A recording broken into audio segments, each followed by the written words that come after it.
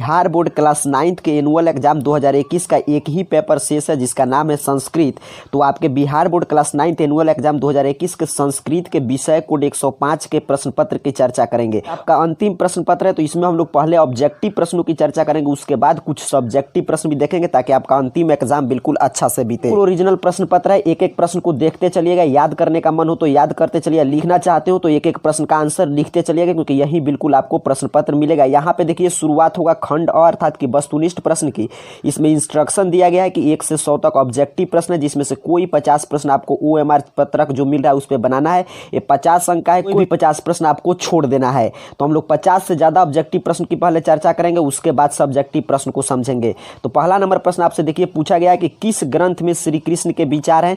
तो गीता में जानते हैं श्री कृष्ण के उपदेश का संकलन है, तो ए राइट आंसर हो जाएगा। क्वेश्चन नंबर 1 का लिख रहे हो तो लिख लीजिए ए, या याद कर रहे हो तो याद कर लीजिए, पहला का होगा ए। दूसरे नंबर प्रश्न की बात करें तो कह रहा है ईसा स्तुति पाठ में किसकी स्तुति की गई है।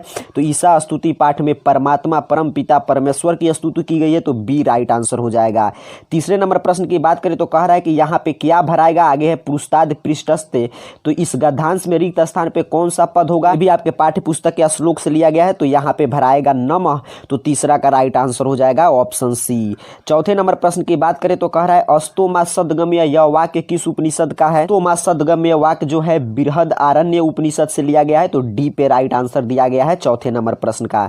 पांचवें नंबर प्रश्न की बात करें तो कह रहा है ऋग्वेद में कितने सूक्त हैं। ध्यान से समझिएगा, आपसे पूछा है कितने सूक्त हैं, तो ऋग्वेद में 1028 सूक्त हैं। और वहीं पे आपसे पूछता है कि ऋग्वेद में कितने मंत्र हैं, तब होता 10,555, तो कंफ्यूजन में नहीं रहना है, सूक्त पूछा गया तो राइट आंसर 5 का लिख लीजिए, ऑप्शन बी होगा 1028। आगे बढ़ेंगे 6 नंबर प्रश्न की बात करेंगे, कह रहा है शुक्ल यजुर्वेद किस वेद का भाग है। तो शुक्ल यजुर्वेद बिल्कुल आसान प्रश्न है, यजुर्वेद का भाग है, तो सी राइट आंसर हो जाएगा। 7वां नंबर प्रश्न आपसे पूछ रहा है कि सभी प्राणियों का कल्याण चाहने वाले पुरुष कौन है। तो सभी प्राणियों के कल्याण चाहने वाले सज्जन पुरुष होते हैं, तो 7 नंबर क्वेश्चन का ए राइट आंसर होगा। 8 नंबर प्रश्न की बात करें तो कह रहा है अंतहीन रोग क्या है। सभी आपके पाठ्य पुस्तक से बिल्कुल आसान आसान प्रश्न आपके लिए सेट किया गया है। तो 8 नंबर प्रश्न है कि अंतहीन रोग क्या है। तो लोभ जो है अंतहीन रोग है और क्रोध शत्रु है, तो सी राइट आंसर होगा 8 नंबर प्रश्न का। 9 नंबर प्रश्न की बात करें तो कह रहा है महाभारत में कितने श्लोक हैं। तो महाभारत में 1,10,000 श्लोक हैं, तो बी पे राइट आंसर दिया गया है, ऑप्शन बी राइट आंसर हो जाएगा 9 नंबर प्रश्न का। आगे बढ़ेंगे, एक एक प्रश्न को याद करते चलिए, लिख रहे हो तो ध्यान से लिखिएगा। 10 नंबर प्रश्न कह रहा है किस वेद को क्रियात्मक मंत्र है, अर्थात कि गाए जाने वाले मंत्र किस वेद में है। तो साम वेद में, तो 10 नंबर का प्रश्न का राइट आंसर होगा ऑप्शन सी। 11 नंबर प्रश्न की बात करें तो कह रहा है तो भवंत समायात किम प्रयोजनम, किसने पूछा। तो ये पूछा था भैरवानंद ने, तो इसका राइट आंसर होगा ऑप्शन ए भैरवानंद। 12 नंबर प्रश्न की बात करें तो आपसे कह रहा है वेद कितने हैं। बिल्कुल आसान है, वेद 4 हैं, तो राइट आंसर होगा ऑप्शन ए 4। 13 नंबर प्रश्न आपसे पूछ रहा है कि यक्ष युधिष्ठिर संवाद पाठ महाभारत के किस पर्व से संकलित है। तो आपके पाठ्य पुस्तक में यक्ष युधिष्ठिर संवाद में स्पष्ट रूप से लिखा गया कि वन पर्व से संकलित है, तो 13 का राइट आंसर होगा ऑप्शन सी। 14 नंबर प्रश्न की बात करें तो कह रहा है किसके बीच धनहीन जीवन अच्छा नहीं है। तो बंधु बांधवों के बीच धनहीन जीवन अच्छा नहीं है, तो सी राइट आंसर हो जाएगा 14 नंबर प्रश्न का। 15 नंबर प्रश्न आपसे पूछ रहा है कि ब्राह्मण पुत्र धन की खोज में सर्वप्रथम कहां पहुंचे। तो ब्राह्मण पुत्र जो है धन की खोज में निकले थे, तो सर्वप्रथम अवंती में पहुंचे थे, तो बी राइट आंसर होगा 15 नंबर क्वेश्चन का। 16 नंबर प्रश्न की बात करें तो कह रहा है लोभाभीष्ट चक्रधरा पाठ ग्रंथ से लिया गया है, आपसे पूछा गया है, लिया गया है पंचतंत्र विष्णु शर्मा का, तो राइट आंसर हो जाएगा ऑप्शन सी पंचतंत्र। 17 नंबर प्रश्न की बात करें तो कह रहा है कश्च में कौन संधि है। कश्च में का संधि विच्छेद कीजिएगा तो मिलता है कह प्लस च, तो विसर्ग आ गया, तो विसर्ग संधि होगा, अर्थात कि 17 का ए राइट आंसर होगा। 18 नंबर प्रश्न की बात करें तो कह रहा है स्वर संधि के कितने प्रमुख भेद हैं। तो स्वर संधि के 5 भेद होते हैं, बी राइट आंसर याद रखिएगा। 18 नंबर प्रश्न का हो जाएगा ऑप्शन बी। 20 नंबर प्रश्न की बात करें तो कह रहा है किस संधि में व्यंजन के साथ व्यंजन अथवा स्वर का मेल से विकार उत्पन्न होता है। तो व्यंजन के साथ व्यंजन अथवा स्वर वर्ण का मेल होता है, तो उसे हम बोलते हैं व्यंजन संधि, तो राइट आंसर होगा ऑप्शन सी। आगे बढ़ेंगे 20 नंबर प्रश्न की बात करेंगे, बिल्कुल आसान संधि विच्छेद पूछा गया, विद्यार्थी का संधि विच्छेद, तो विद्या प्लस अर्थी, तो 20 का याद कर लीजिए, ऑप्शन ए राइट आंसर होगा। 21 नंबर प्रश्न को हम लोग छोड़ेंगे, ऐसे आपको लगातार प्रश्न बनाना भी नहीं चाहिए, आपको 85 प्रश्न बनाना है 100 में से। यदि लिख रहे होंगे तो ध्यान से लिखिएगा क्योंकि हम 21 नंबर प्रश्न को छोड़ रहे हैं, 20 के बाद सीधे बात कर रहे हैं 22 नंबर प्रश्न की। तो 22 नंबर प्रश्न कर रहा है अ प्लस उ के मेल से कौन वर्ण बनता है। तो और उ जब मिलता है तो इसके मेल से उ वर्ण बनता है, तो राइट आंसर हो जाएगा ऑप्शन बी। चलिए फिर 23 नंबर प्रश्न को छोड़कर हम लोग आगे बढ़ेंगे। 24 नंबर प्रश्न कर रहा है स्वेच्छा का सही विच्छेद कौन सा है? तो स्वेच्छा का सही विच्छेद होता है स्व प्लस इच्छा, तो डी राइट आंसर हो जाएगा। 24 के बाद हम लोग आगे बढ़ेंगे, बात करेंगे 26 नंबर प्रश्न की। तो 26 नंबर प्रश्न कह रहा है काल कारक वचन पुरुष लिंग आदि के कारण किन शब्दों के रूप नहीं बदलते हैं? काल कारक पुरुष वचन लिंग से अव्यय के रूप नहीं बदलता है, तो डी राइट आंसर हो जाएगा 26 नंबर प्रश्न का। 27 नंबर प्रश्न की बात करें तो कह रहा है संस्कृत में स्वर वर्ण कितने हैं? तो संस्कृत में 13 स्वर वर्ण है, तो बी राइट आंसर होगा 27 नंबर प्रश्न का। 28 नंबर प्रश्न कह रहा है कि किस समास का पहला पद विशेषण और दूसरा पद विशेष से होता है? तो जिस समास का पहला पद विशेषण और दूसरा पद विशेष से उसे हम क्रमधारय समास कहते हैं, तो 28 का ए राइट आंसर दिया गया है। 30 नंबर प्रश्न आपसे पूछ रहा है कि न अर्थः का समस्त पद क्या होगा? तो ये नय्य समास है। अनर्थः का ये समास विग्रह किया गया है, न अर्थः, तो बी राइट आंसर होगा आपके 29 नंबर क्वेश्चन का।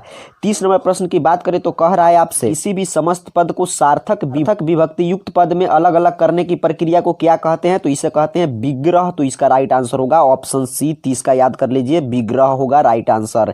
आगे बढ़ेंगे 31 नंबर प्रश्न की बात करें तो समस्त पद का पहला पद अव्यय होता है, तो इसे हम अव्ययी भाव समास के नाम से जानते हैं, जिसका पहला पद अव्यय हो तो राइट आंसर होगा 31 का डी। 32 नंबर प्रश्न की बात करें तो कह रहा है कौन सा शब्द व्यंजनांत है, अर्थात कि किसका व्यंजन वर्ण से अंत हुआ है? तो यहाँ पे देखिए जगत में आधा तह इसे स्वर गायब हो गया है, तो यही व्यंजनांत है, तो इसलिए राइट आंसर होगा ऑप्शन सी 36 नंबर प्रश्न का। 32 नंबर प्रश्न की बात करें तो कह रहा है गंगा जलम का विग्रह क्या होगा? तो गंगा जलम का विग्रह होता है गंगायाः जलम, तो ए राइट आंसर होगा 32 नंबर प्रश्न का।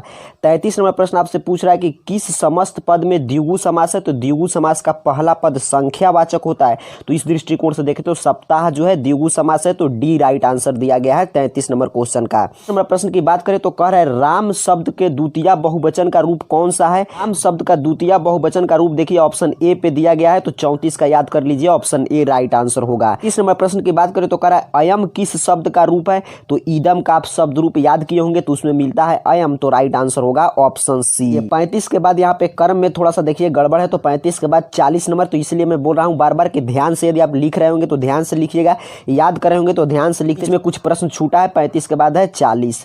तो 40 नंबर प्रश्न की बात करें तो आपसे पूछ रहा है इस शब्द में चतुर्थी विभक्ति है? तो सी नंबर 40 का राइट आंसर होगा, इसी में चतुर्थी विभक्ति है, तो सी नंबर आंसर हो जाएगा 40 नंबर प्रश्न का।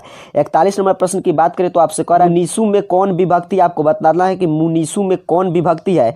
तो इसमें विभक्ति है सप्तमी, तो राइट आंसर हो जाएगा ऑप्शन डी। 2 नंबर प्रश्न की बात करें तो कह रहा है करने तृतीया सूत्र से किस वाक्य में तृतीया विभक्ति हुई है?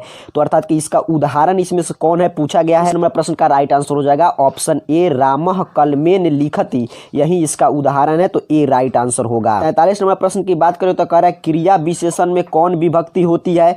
तो क्रिया विशेषण में द्वितीया विभक्ति होती है, तो बी राइट आंसर आपको याद रखना है। आगे बढ़ेंगे हम लोग सीधे चलेंगे 44 नंबर प्रश्न को हम छोड़कर चलते हैं 45 नंबर प्रश्न पर, क्योंकि आपको कर्म से बनाना भी नहीं है, 85 प्रश्न आपको बनाना है। तो 45 नंबर प्रश्न कह रहा है कि संबोधन में कौन विभक्ति होती है? तो संबोधन में प्रथमा विभक्ति का प्रयोग होता है, तो ए राइट आंसर होगा। 40 नंबर प्रश्न की बात करें तो कह रहा है सव्याघ्रात विभेति वाक्य में व्याघ्रात पद में पंचमी विभक्ति किस सूत्र से हुई है? तो इसका राइट आंसर ऑप्शन सी पे दिया गया है, तो याद रखिए 46 का राइट आंसर होगा ऑप्शन सी। 47 नंबर प्रश्न आपसे पूछा गया कि किस सूत्र से षष्ठी विभक्ति होती है? से षष्ठी सूत्र से षष्ठी राइट आंसर होगा। 48 नंबर प्रश्न की बात करें तो कह रहा है कि किस भाषा से सभी भारतीय भाषाएं निकली है? तो संस्कृत भाषा से सभी भारतीय भाषाएं निकली है, तो ए राइट आंसर होगा 48 नंबर प्रश्न का। 49 नंबर प्रश्न आपसे पूछ रहा है कि संस्कृत में भूगोल और खगोल विषयक महत्वपूर्ण ग्रंथ कौन है?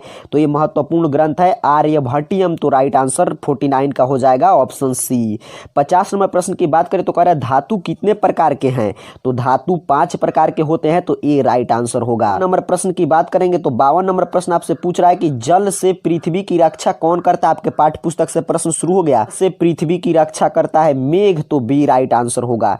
53 नंबर प्रश्न की बात करें तो कह रहा है किसने पंपा सरोवर का वर्णन किया है? वाल्मीकि ने पंपा सरोवर का वर्णन किया है, तो सी ऑप्शन पे राइट आंसर दिया गया है 53 नंबर प्रश्न का। 54 नंबर प्रश्न आपसे पूछ रहा है कि नभः शब्द का अर्थ क्या है? तो नभः शब्द का अर्थ होता है आकाश या आसमान, तो राइट आंसर ऑप्शन डी हो जाएगा 54 नंबर प्रश्न का। चलिए 55 नंबर प्रश्न की बात करेंगे। 55 नंबर प्रश्न कर रहा है कि ज्ञानम भारः क्रियाम बीनम पाठ पंचतंत्र के किस तंत्र से संकलित है? तो पंचतंत्र के अंतिम तंत्र से संकलित है, तो सी राइट आंसर होगा आपके 55 नंबर प्रश्न का। 56 नंबर प्रश्न आपसे पूछा जा रहा है कि अहो न युज्यते एवं कुर्तम किसने कहा है? यह कथन किसका है? कथन तृतीय व्यक्ति का था, आंसर हो जाएगा ऑप्शन सी तृतीय। नंबर प्रश्न आपसे पूछ रहा है कि बीतस सस्य का अर्थ क्या है? तो बिल्कुल आपके पाठ्य पुस्तक के अंतिम में जो शब्दार्थ रहता है वहीं से प्रश्न लिया गया है। सस्य का अर्थ होता है धन का अर्थात कि वित्त का, तो राइट आंसर हो जाएगा ऑप्शन बी धन का। 58 नंबर प्रश्न की बात करें तो आपसे पूछ रहा है कि सुबुद्धि पेड़ से उतरकर कहाँ गया? तो सुबुद्धि पेड़ से उतरकर घर गया, तो ए राइट आंसर हो जाएगा 58 नंबर क्वेश्चन का। 59 नंबर प्रश्न आपसे कह रहा है कि नीति पदानी पाठ किस ग्रंथ से संकलित है? नीति पदानी पाठ नीति शतक ग्रंथ से संकलित है, तो ए राइट आंसर होगा 59 नंबर प्रश्न का। आगे बढ़ेंगे 60 नंबर प्रश्न की बात करें तो कह रहा है बाधा की डर से कौन कार्य आरंभ नहीं करता है? तो अधम व्यक्ति बाधा के डर से कार्य आरंभ नहीं करता है, तो बी राइट आंसर होगा 60 नंबर प्रश्न का। 61 नंबर प्रश्न कह रहा है कि कौन बुद्धि से जड़ता को नाश करती है? तो संगति जो है बुद्धि की जड़ता को नाश करती है, तो राइट आंसर होगा ऑप्शन ए सत्संगति। 62 नंबर प्रश्न कह रहा है कि भोजपुर अंचल का प्रसिद्ध लोक नृत्य कौन सा है? भोजपुर अंचल का प्रसिद्ध लोक नृत्य है नेटुआ, तो राइट आंसर हो जाएगा ऑप्शन ए नेटुआ। 63 नंबर प्रश्न है कि कौन नृत्य माधुर्य भाव का सूचक है? हास्य नृत्य जो है माधुर्य भाव का सूचक है, तो बी राइट आंसर होगा। 64 नंबर प्रश्न की बात करें तो कह रहा है सोहर कौन गीत है? तो सोहर आपका संस्कार गीत है, तो सी राइट आंसर हो जाएगा 64 नंबर प्रश्न का। 65 नंबर प्रश्न कह रहा है झिझिया किस क्षेत्र का नृत्य है? आपको बतलाना है। झिझिया मिथिलांचल अर्थात कि मिथिला का प्रसिद्ध नृत्य है, तो राइट आंसर हो जाएगा ऑप्शन डी मिथिला। 6 नंबर प्रश्न की बात करें तो कह रहा है ईद किसका महान पर्व है? तो ईद मुस्लिम भाइयों का महान पर्व है, तो बी राइट आंसर हो जाएगा 66 नंबर प्रश्न का। 50 से ज्यादा प्रश्नों की हम लोग चर्चा कर चुके हैं, आपको सिर्फ 50 ही बनाना है। ज्यादा ही 50 से चर्चा कर चुके हैं, तो आपको कोई भी इसमें से 50 जो आपको इच्छा करेगा बना सकते हैं। आगे के प्रश्न चलिए कुछ सब्जेक्टिव प्रश्न की भी चर्चा हम लोग कर ले रहे हैं। यहाँ पे 100 नंबर तक ऑब्जेक्टिव था समाप्त हो चुका है। ऑब्जेक्टिव प्रश्न में सबसे पहले आपसे जानते हैं 7 अंक का पूछता है अनुच्छेद लिखने का अर्थात कि लेख जिसे आप बोलते हैं। तो इसमें देखिए मैं आपको 3 ऑप्शन यहाँ पे दिखा दे रहा हूँ। पहला आपसे पूछा है शरद ऋतु पर, डॉक्टर राजेंद्र प्रसाद पर, संस्कृतस्य महत्वम पर।